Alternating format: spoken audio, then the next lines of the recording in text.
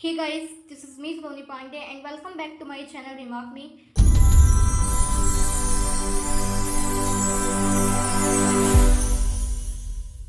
Today we will discuss about the another respiratory pigment, that is hemoglobin, and I'll explain you the structure and the function of hemoglobin in a very detailed manner. If you guys haven't seen my previous video on respiratory system in human beings, then click the above icon button and watch those videos first and then come back to my today's session. So without wasting any time, let's begin with our today's session. So first question that comes in your mind, that why there is need of hemoglobin in the body. So this image will tells you that why there is need. As you can say that in amoeba is a unicellular organism in which diffusion can easily take place because there is only one cell. But if I ask you question that what about the large animal?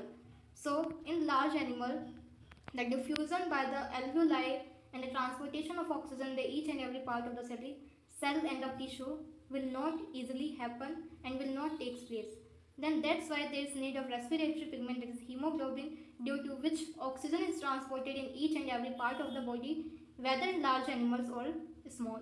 So this is the very important need of respiratory pigment. When the body size of animal is large and diffusion pressure alone cannot take care of oxygen delivery to all parts of the body. So that's why there is need of respiratory pigment. And where this hemoglobin is found? So hemoglobin is found in the RBC, that is red blood corpuscles.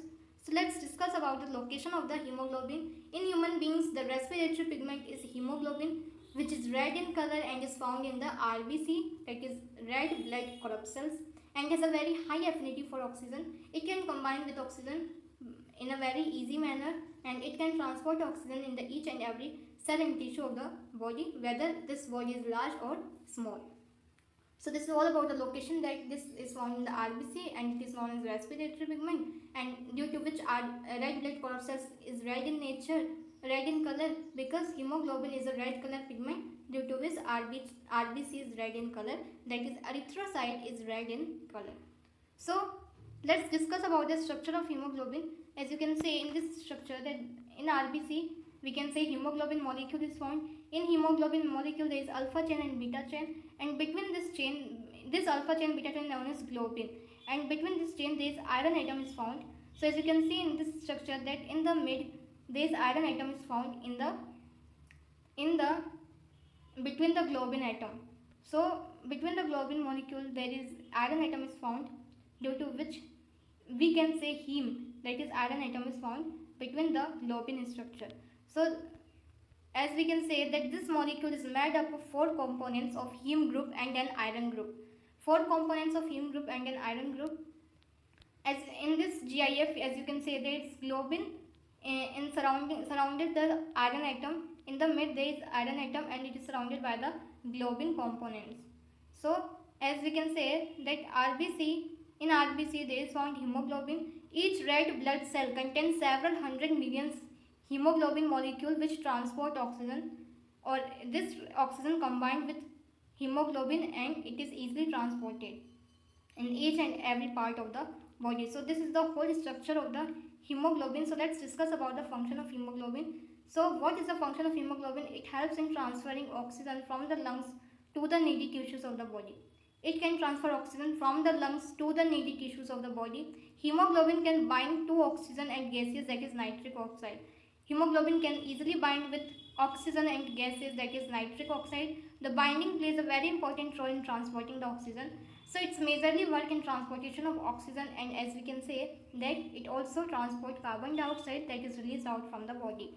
So hemoglobin can also bind with gases, that is nitric oxide, and oxygen is transported from the lungs to the needy tissues of the body.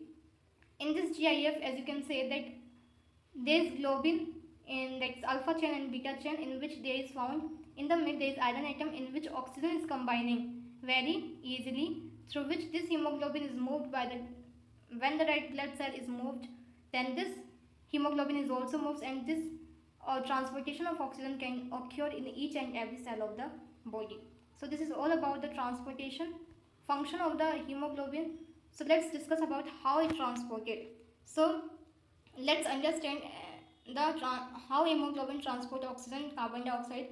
So as you can say that this hemoglobin first combined with oxygen and it gives rise to oxyhemoglobin, that is unstable compound. When hemoglobin combined with oxygen, it gives rise to oxyhemoglobin, that is unstable in nature, and this hemoglobin combination of oxygen takes place in the lungs.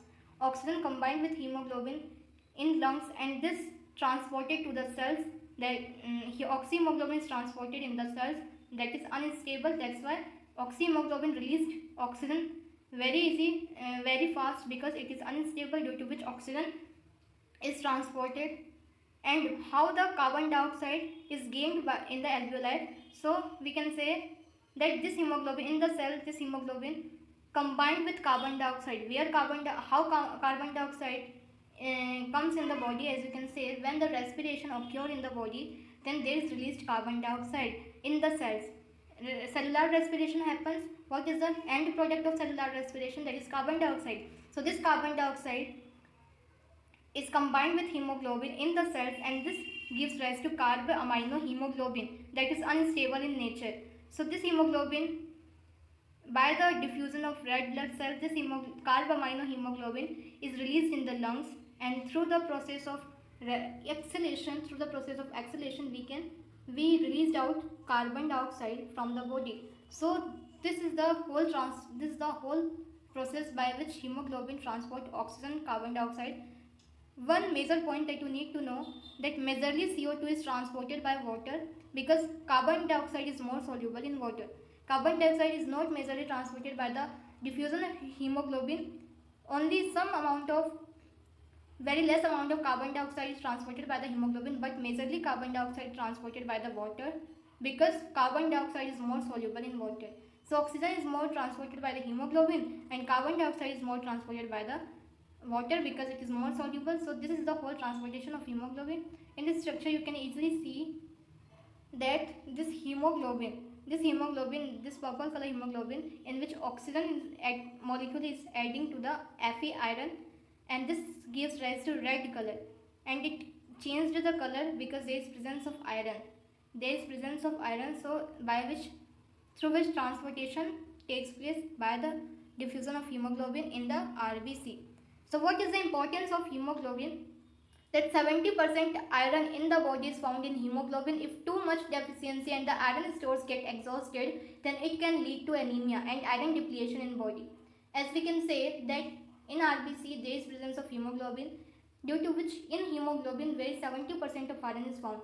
If there is very too much deficiency of iron is occurred, and if the iron exhausted from the body, then it can lead to anemia.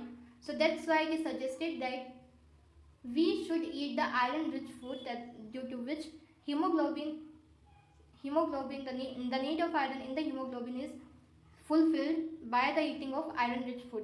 So this is a very important point that you need to know, that by the depletion of hemoglobin it gives rise to anemia, that is a very dangerous disease.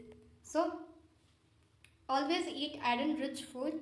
So in this particular session we have discussed about the respiratory pigment, that is hemoglobin, whole structure and the function.